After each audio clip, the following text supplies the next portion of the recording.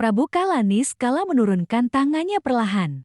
Senyumnya tidak lagi penuh keyakinan, melainkan perhitungan yang dingin dan berbahaya. Raksa Mahadrona bergetar hebat. Retakan di tubuhnya melebar. Cahaya kelam di dalamnya semakin tidak stabil. Tanah di sekitarnya mengerang, seperti menolak ledakan yang akan terjadi. Narasi. Saat senjata pamungkas tak lagi patuh, penguasa sejati mulai kehilangan pijakan. Prabu Kalanis kala berkata pelan, namun jelas terdengar. Mahadrona, ingat siapa yang menciptakanmu. Ia mengatupkan kedua telapak tangan. Simbol kuno menyala di udara, mencoba menarik kendali raksasa itu kembali.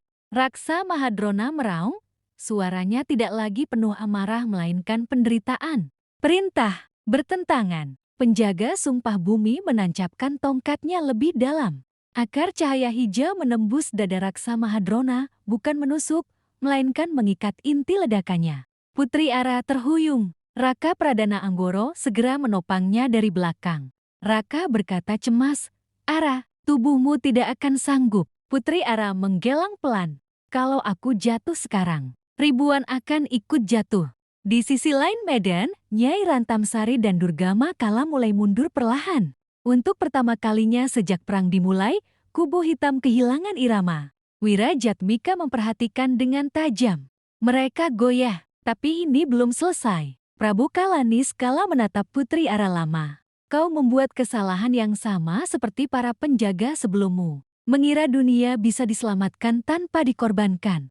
Putri Ara mengangkat wajahnya. Matanya lelah, tapi tatapannya tidak surut. Kesalahan mereka adalah membiarkanmu hidup terlalu lama. Hening sejenak menyelimuti medan perang. Kemudian Raksa Mahadrona berlutut sepenuhnya. Tanah berhenti bergetar. Cahaya kelam di tubuhnya meredup, terkunci oleh akar-akar sumpah bumi. Sakra Durna jatuh terduduk, wajahnya pucat. "Tuanku." Raksasa itu berhenti. Prabu Kalanis kala mengepalkan tangan. Untuk pertama kalinya, amarahnya tidak tersembunyi. Narasi penutup. Ketika kehancuran dipaksa berlutut, penguasa kegelapan akan memilih satu dari dua jalan. Mundur, atau melanggar batas terakhir. Langit kembali bergerak perlahan. Dan semua yang hadir tahu jika batas itu dilanggar, perang ini tidak akan lagi mengenal aturan. Prabu Kalanis kala mengangkat kepalanya perlahan. Amarah di wajahnya menghilang, digantikan ketenangan yang justru lebih menakutkan. Ia menurunkan tangannya. Simbol-simbol kuno di udara memudar satu persatu. Narasi. Saat musuh tiba-tiba tenang, itu bukan tanda menyerah, melainkan tanda bahwa ia telah memilih jalan yang lebih gelap. Prabu Kalanis kala berkata datar, "Baik, jika Raksa Mahadrona tidak lagi menjadi alat, maka ia akan menjadi saksi." Ia melangkah mundur satu tapak.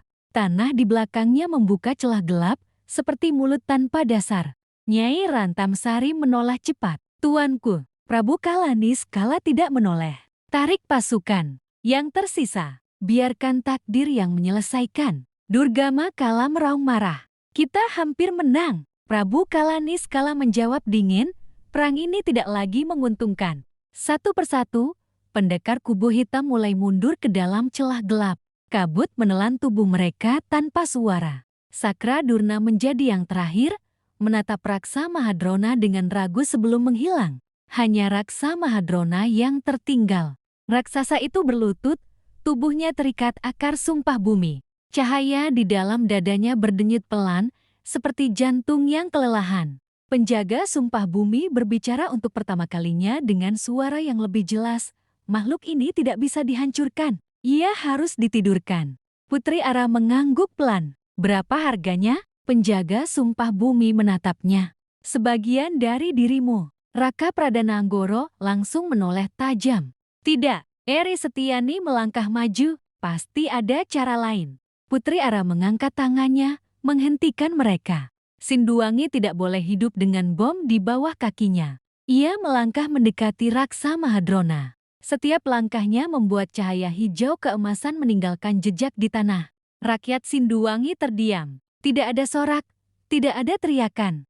Hanya kesadaran bahwa apapun yang terjadi setelah ini tidak akan bisa diambil kembali. Putri Ara menempelkan telapak tangannya ke dada raksasa itu. Cahaya menyebar. Raksa Mahadrona mengeluarkan suara rendah, bukan raungan melainkan desahan panjang, seperti gunung yang akhirnya runtuh ke dalam dirinya sendiri. Tanah perlahan menutup, menelan tubuh raksasa itu sedikit demi sedikit, hingga hanya tersisa lingkaran batu hitam yang hangat. Saat semuanya selesai, Putri Ara terdorong jatuh berlutut. Bayu Angkara dan Wirajatmika segera menopangnya. Wirajatmika berbisik, "Sudah selesai." Putri Ara menggeleng lemah. "Belum." Ia menatap arah celah gelap tempat Prabu Kalaniskala menghilang. Narasi penutup, perang hari ini berhenti, tapi permusuhan belum mati.